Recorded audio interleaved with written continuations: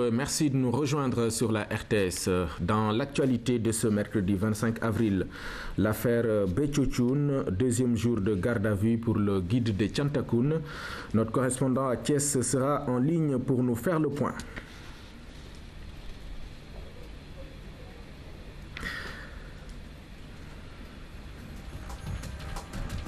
L'inquiétude des parents d'élèves du privé suite aux attaques répétées dont leurs enfants sont l'objet de la part des grévistes.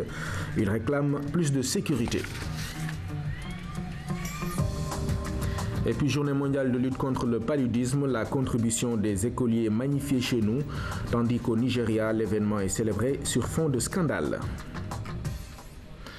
Direction Thiès donc pour parler ou reparler de l'affaire Béthio Thioune, entendue depuis lundi soir dans le cadre de l'enquête sur le meurtre de deux de ses disciples. En ligne, notre correspondante à Thiès, donc Maguette Diop. Bonjour Maguette.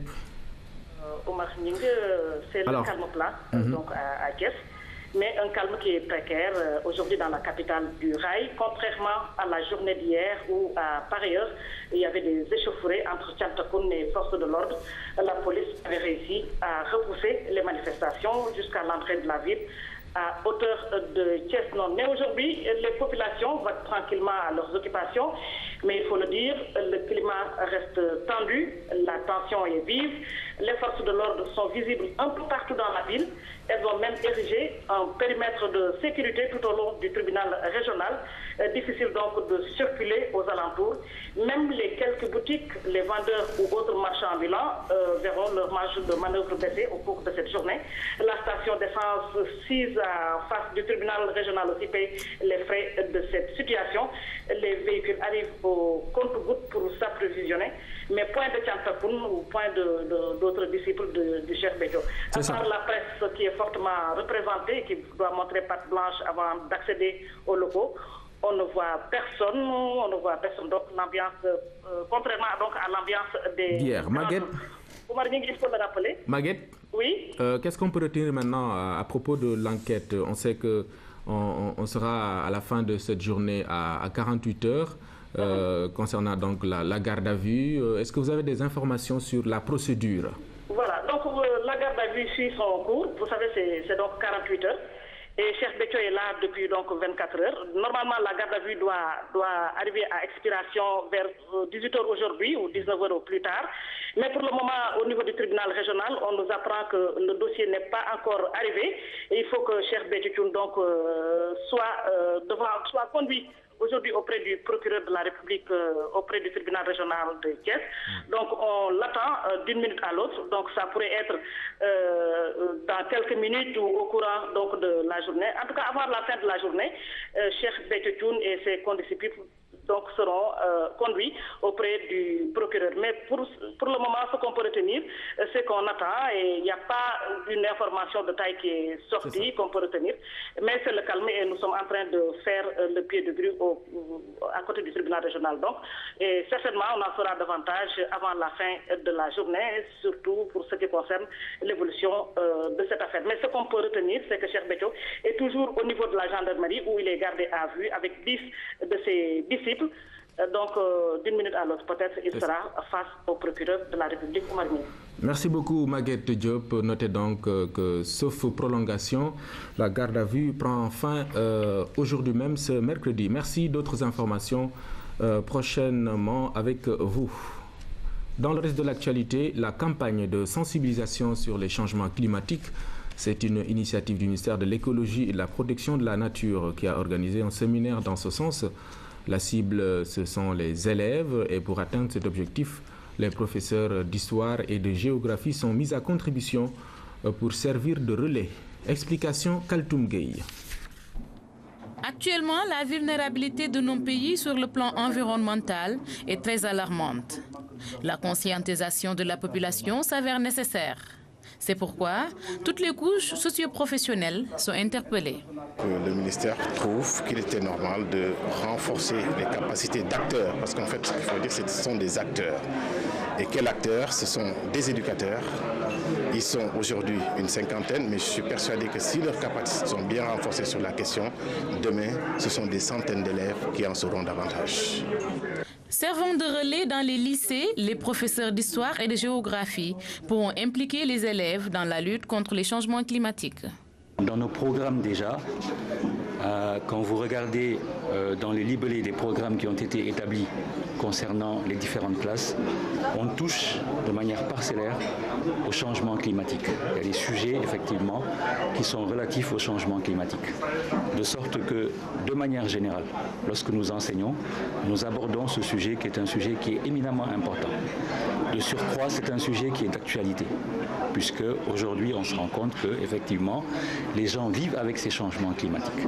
Et donc ces enfants-là sont des enfants qui sont en contact avec ces difficultés, et à chaque fois qu'on leur explique, ils ont la présence d'esprit au moins de comprendre et de voir comment peut-être se comporter à l'avenir face à ce défi des changements climatiques. Les chercheurs vont également profiter de cette rencontre. Ils bénéficieront ainsi d'un renforcement de capacités pour une large sensibilisation sur le problème. Le séminaire témoigne de l'intérêt de la transversalité qu'on souhaite dans l'enseignement. Et naturellement, ça va permettre de mieux prendre en charge ces questions de changement climatique. Cette session de formation permet de poser un pas de plus dans la lutte contre les changements climatiques. Un défi qui interpelle toute l'humanité. Des parents d'élèves de l'Institut Notre-Dame qui demandent plus de sécurité pour leurs enfants.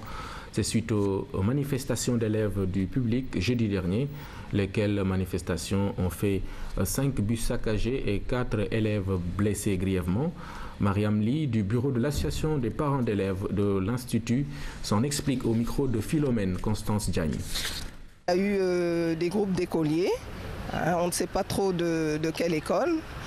Je crois que la police est en train de faire son travail par rapport à cela. Mais toujours est-il qu'ils ont pu arriver devant l'établissement.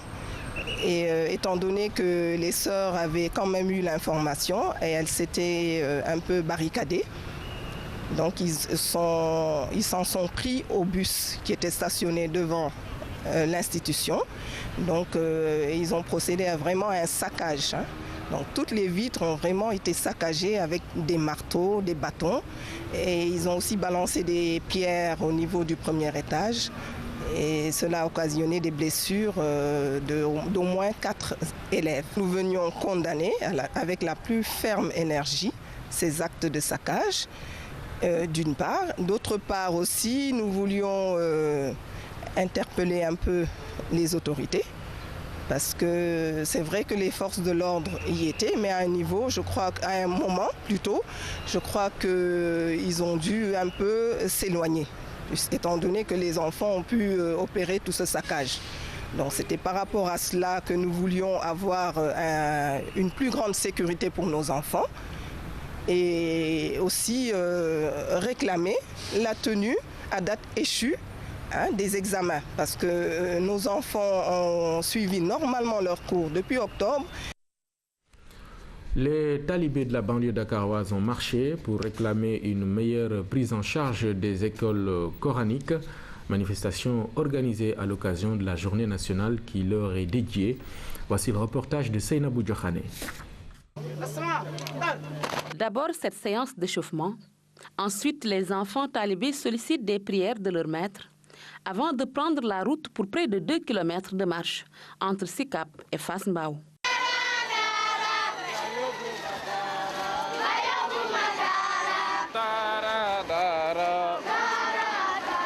La marche est organisée pour réclamer de meilleures conditions d'études dans les Dara à l'occasion de la célébration de la journée nationale du talibé. Nous interpellons aussi les autorités étatiques pour qu'elles passent à nous dans le budget de l'éducation nationale.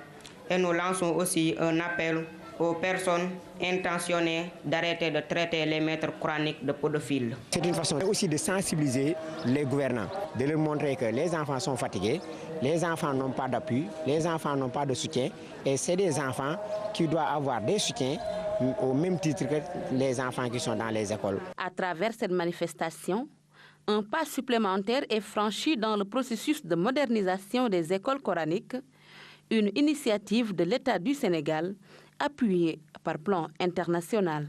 Dans notre politique, nous essayons autant que faire se peut de lutter contre la discrimination des enfants.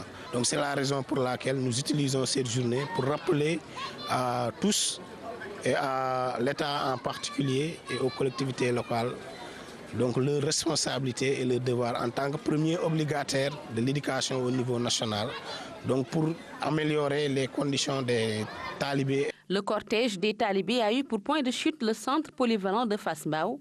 Auparavant, les enfants ont remercié le ministère de la Femme, de l'Enfant et de l'Entrepreneuriat féminin, ainsi que Plan International pour leur soutien à l'association des Daara de la banlieue. Le président de la République se rend aujourd'hui en Côte d'Ivoire. C'est pour prendre part au sommet extraordinaire des chefs de l'État de la CEDEAO qui se tient donc à Abidjan demain. À l'ordre du jour, la situation au Mali et en Guinée-Bissau. Les enjeux de cette rencontre très attendue avec Pape Biram Biguendiaï. À Abidjan, le président Macky Sall y est très attendu. Les attentes de la communauté économique des États de l'Afrique de l'Ouest sur 2 questions d'enjeux sous-régionales.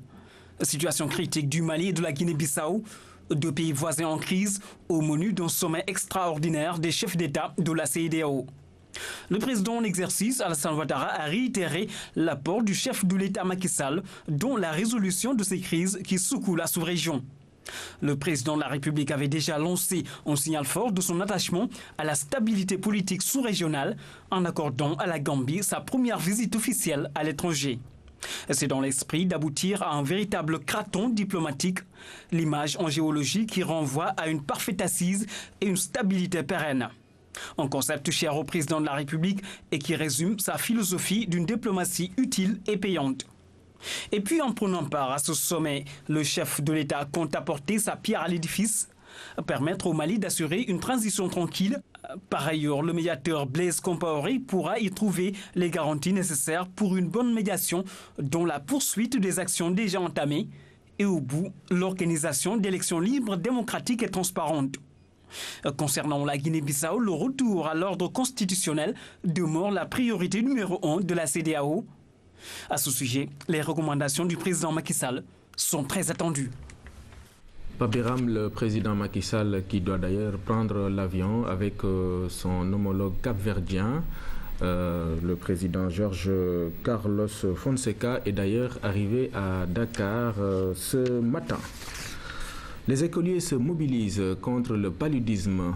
Ceux de l'Ansar à Pikine ont apporté leur contribution à la lutte. C'était dans le cadre de l'initiative Le Palu à l'école, lancée par le PNLP, le Programme national de lutte contre le paludisme. Cette activité fortement soutenue par les autorités académiques et sanitaires a eu lieu 48 heures avant la journée mondiale célébrée aujourd'hui même. Oumar Diaw. La cour de l'école élémentaire de Colobane-Lansar est déjà remplie de monde et pourtant on continue de jouer des coudes devant la porte principale. S'il faudrait user de la cravache, ça ne devrait pas être avec les élèves, fussent-ils des cancres, mais contre les moustiques, sorciers dans le sketch présenté par les enfants. Ce sorcier est né ici, il a grandi ici, il s'est reproduit ici, et c'est nous qui le nourrissons de notre sang, lui et sa famille. Dans une bonne ambiance récréative, un radio-crochet a permis de tester les connaissances des uns et des autres. Dans cette école, le palu n'est pas que dans les livres, il est dans les corps, c'est une maladie courante. Chaque début d'année, au mois d'octobre, souvent, le taux d'absentéisme de nos élèves est dû au fait de cette maladie qui est le paludisme. Nous sommes dans un milieu à problème parce que c'est une zone toujours inondée. En tant que milieu d'acquisition de savoir-faire et de savoir-être, l'école est un cadre idéal de culture sanitaire. L'école constitue un partenaire stratégique dans toutes les activités de santé, particulièrement dans les activités préventives et également en particulier dans la lutte contre le paludisme. Depuis une demi-douzaine d'années, le PNLP a multiplié les initiatives pour élargir les rayons des acteurs de la lutte. Entrer à l'école, c'est mieux toucher les familles. Si chaque élève, en rentrant chez lui, transmet les informations qu'il a eues au cours de cette journée, vous voyez, on touche très rapidement une très grande cible. C'est pourquoi depuis pratiquement 5 ans, nous travaillons avec l'école. On leur demande de dormir sous une moustiquaire imprégnée, d'utiliser des insecticides pour tuer les moustiques. détruire les gîtes lavaires, éliminer les eaux stagnantes. Bravo mademoiselle, un guide sur le paludisme à l'intention des écoles est en cours d'achèvement. Il comporte des aspects médico-sanitaires et pédagogiques permettant une meilleure connaissance de la maladie, préalable pour la combattre efficacement. Ce mercredi 25 avril 2012 est donc célébrée la journée mondiale de lutte contre le paludisme. Au Nigeria, un scandale sanitaire inquiète les autorités. Des antipaludéens vendus officiellement dans le pays seraient des faux. Chacun de ces Nigérians ou presque risque de contracter le paludisme. 97% de la population serait exposée. Et chaque année, ils sont plus de 300 000 à en mourir. Un bilan funeste qui pourrait être moindre. C'est en tout cas ce qu'avance le docteur Chimezie Anyakora du département pharmaceutique de l'université de Lagos. Selon un rapport qu'il vient de publier, 84,4% des antipaludéens vendus sur le marché nigérian seraient contrefaits. Nous avons prélevé des échantillons d'antipaludéens de différentes marques. Nous avons constaté qu'un certain nombre d'entre eux étaient de moins bonne qualité que ceux qu'on nous prétend. 13 antipaludéens de différentes marques, achetés non pas à la sauvette, mais dans des pharmacies et même des hôpitaux. Tous les ingrédients d'un scandale sanitaire dont l'agence nigériane de sécurité des produits de santé tente de se prémunir par tous les moyens. Bien sûr que je ne crois pas à ces résultats. La méthode est suspecte. Est-ce que les médicaments ont vraiment été choisis au hasard? La méthodologie de collecte des échantillons et toute l'opération est fausse. Ça ne tient pas la route. L'année passée, une étude similaire menée par l'Organisation mondiale de la santé avait établi que 50% des antipaludéens vendus dans le pays étaient des faux. La campagne de l'entre-deux tours en France, le débat reste dominé par la récupération du vote des électeurs du Front National. François Hollande et Nicolas Sarkozy poursuivent leur marathon. Les deux finalistes ont 11 jours pour tenter de convaincre les indécis. Difficile pour les candidats de se défaire de la thématique Front National. Hier soir sur TF1, François Hollande est obligé de revenir sur le droit de vote des étrangers pour maintenir et préciser sa position. J'ai présenté 60 engagements. Parmi ces engagements, il y a la possibilité d'accorder le droit de vote aux étrangers présents sur notre territoire depuis plusieurs années, uniquement aux élections municipales, sans qu'il soit possible qu'ils deviennent adjoints ou maires. En 1981, François Mitterrand l'avait déjà promis. Un serpent de mer, donc, ce sujet qui revient et arrange largement Nicolas Sarkozy. Le président candidat défend d'ailleurs son rapprochement avec l'extrême droite. Quand M. Hollande et M. Mélenchon défilent ensemble, marient leur programme ensemble, ça c'est très bien. L'extrême gauche et la gauche, c'est parfait. Et moi, quand je parle aux électeurs qui se sont portés sur Mme Le Pen, ça pose un problème. C'est le terrorisme du système médiatique. Aujourd'hui, le candidat sera dans le tour 1 avec François Fillon. François Hollande tiendra, lui, une conférence de presse à Paris. Dans l'actualité des sports, l'équipe nationale olympique qualifiée au JO de Londres est de retour à Dakar. Très fiers de leur exploit, les joueurs nourrissent l'ambition de créer la sensation à Londres. De son côté, la fédération promet de tout faire pour mettre le groupe dans d'excellentes conditions. Alioune Badarakan. Ils ont dû emprunter un chemin parsemé d'embûches, mais à force de persévérer, ils y sont arrivés. Les protégés de Karim Ségue Diouf débarquent en héros, le précieux sésame des JO dans les bagages. Des rêves plein la tête, ambitieux, ils se voient aller loin, très loin à Londres, durant l'été prochain. L'essentiel de participer, mais nous on va aller jusqu'au bout. On est des vrais pros, donc voilà quoi. Inch'Allah. En foot, rien n'est impossible. Hein. D'autant plus, on est dans la même poule avec l'Angleterre, l'Uruguay et les Émirats arabes unis. Donc on va jouer notre jeu. Hein. De toute façon, c'est la première fois qu'on participe. Donc on va faire tout pour jouer. Ils veulent tous frapper un grand coup aux Jeux Olympiques pour redorer le blason du football sénégalais, terni par l'expédition de Bata. Mais le haut niveau a ses règles. Il faudrait mettre ce groupe dans d'excellentes conditions de performance. Quand on arrive à ce stade de la compétition, et qu'on s'apprête maintenant à aller à un niveau supérieur, ça veut dire simplement des conditions supérieures de préparation et de motivation. Message reçu, les fédéraux ont pris les devants pour relever le défi de la participation. Aucun souci. Je crois que le ministère est déjà bien avisé. Le ministre des Sports a déjà appelé le président Augustin. Tout sera mis en place et nous n'accepterons même pas qu'il y ait cela parce que les gosses ont combattu à leur niveau et chacun devra jouer sa partition. Nous exigerons que les moyens soient mis à notre disposition pour que nous puissions quand même, au-delà de Diaba, de l'exploit de Diaba, qu'on puisse avoir une équipe sénégalaise qui remporterait non pas la médaille au niveau de football parce qu'il y aura 18 jeunes qui vont porter médaille. Donc nous aurons également une constellation d'Olympiques. Une première participation aux Jeux Olympiques, une divine surprise pour le football sénégalais, du baume au cœur pour le 12e Gaindé qui retrouve ainsi toute sa fierté. En karaté, les championnats du Sénégal technique se sont déroulés samedi au Stadium Marius Ndiaye en présence de plus de 100 candidats. En équipe chez les garçons, la gendarmerie nationale de Colobane a remporté le titre. Chez les filles, le Duc est champion du Sénégal. Reportage Sansei Yatmolo. Véritablement, ces championnats nationaux ont été d'un niveau appréciable, surtout lors des rencontres en équipe, les duels à distance étant très épiques. Mais c'était au final que l'on s'est régalé avec le Duc en dames, qui a convaincu plus d'un.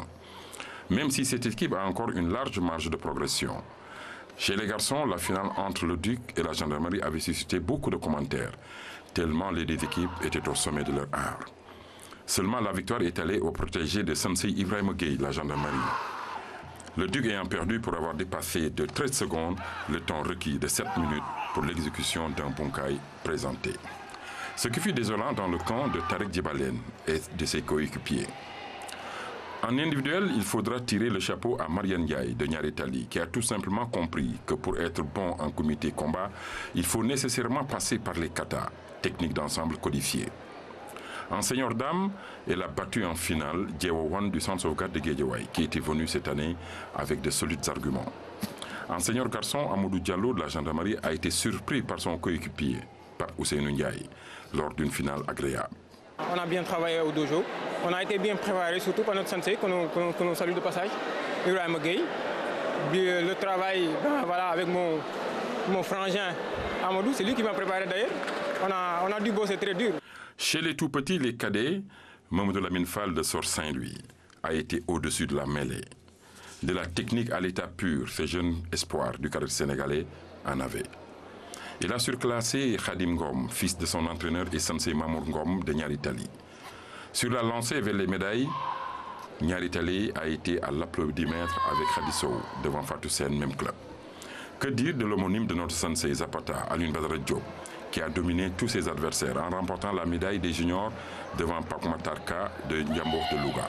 Nous venons donc d'organiser le championnat national du Sénégal kata en individuel, en équipe. Et nous avons cette fois-ci mis ensemble les cadets, les juniors et les seniors. Mais malgré tout, quand même, nous avons gagné en temps. Et comme vous l'avez dit, le timing a été respecté et effectivement aussi le niveau a été excellent. Ces championnats nationaux, bien organisés par Sensei Racine Diène, ont régalé certains responsables. Ça a été d'un très bon niveau. Alors, ça a été aussi un honneur très mérité pour moi d'être en face de mes collègues ici pour vivre ce championnat au même titre que tout le monde. Maintenant, place au critérium des tout-petits prévu pour la semaine prochaine au Stadium Marius Ndiaye. Les suites du combat Yekini Balagaï 2, vous le savez, il y a eu des décès, les uns par accident, les autres par arrêt cardiaque. Alors, comment faire pour éviter cette situation et quelles en sont les causes? On parle donc de l'arrêt cardiaque. Voici les éléments de réponse avec Dahaba. Le motif de 2 de ces décès relatés dans la presse peuvent être rattachés aux troubles du rythme cardiaque pouvant entraîner un arrêt cardio-respiratoire. Qui est dû à une interruption brutale de la circulation sanguine dans le corps. Et l'arrêt circulatoire s'accompagne après d'un arrêt ventilatoire, puis perte de connaissance. Cette reconnaissance, 7, regardons ce qui fait fonctionner le cœur, visible sur un électrocardiogramme. C'est ça qui fait fonctionner le cœur. On l'appelle le tissu nodal. Si tous les flux qui arrive du nœud sinusal, tout l'influx passe ici, le cœur va battre extrêmement vite, ce qu'on appelle la tachycardie. En général, donc, au cours de l'arrêt cardiaque, il y a une fibrillation ventriculaire, donc le cœur bat n'importe comment, on ne peut plus reconnaître le P, le Q, le R et le T, ou bien une tachycardie ventriculaire, les complexes R sont très rapprochés. Le cœur dépend aussi de 2 autres systèmes et la fréquence cardiaque reste liée à d'autres chaînes du corps. Dans le combat de lutte, peut-être qu'il y a eu une forte émotion, un stress, une anxiété, bien une trop grande joie qui s'est manifestée par une décharge d'adrénaline dans le sang et qui a l'adrénaline a la capacité donc d'accélérer le cœur. Quand le cœur bat à plus de 200, effectivement, ça peut entraîner un arrêt cardiaque. Pour venir au secours de ces patients, il y a d'abord un préalable. Reconnaître l'arrêt cardio-respiratoire, une observation à 3 niveaux. 10 secondes, ça dépend, il faut aller vite. Ces constatations, absence de mouvement respiratoire, absence de conscience, même le pouls carotidien peut vous retarder. Dès que vous avez une absence de conscience, absence de mouvement respiratoire, il faut commencer la réanimation. Devant un tel constat, quelle attitude adopter? Commencer la réanimation cardio-pulmonaire, 30 massages cardiaques, 2 insufflations. Si vous avez la chance d'avoir un défibrillateur, aussi il faut le mettre pour faire un choc électrique. Appeler au secours, une ambulance médicalisée. En guise de prévention, ces personnes frappées par des pathologies cardiovasculaires doivent prendre leurs médicaments et s'abstenir de vivre les événements émotionnels. Un argument valable pour celles qui ne sont pas malades, mais émotives, stressées. À défaut de renoncer, quelques recommandations. Qu'ils soient en position couchée, la station debout, le rythme cardiaque est plus rapide la position debout qu'à la position couchée. Ou bien prendre du sucre, on le dit souvent. Boire beaucoup d'eau. Ces conseils vont de pair avec l'abandon de certains excitants, comme le thé ou le café, même s'il a des vertus médicales. Reportage très riche en enseignements de Dahaba. Merci, mesdames, messieurs, d'avoir suivi ce journal qui est à présent terminé. Ramaboy arrive dans quelques instants pour l'édition en Wolof.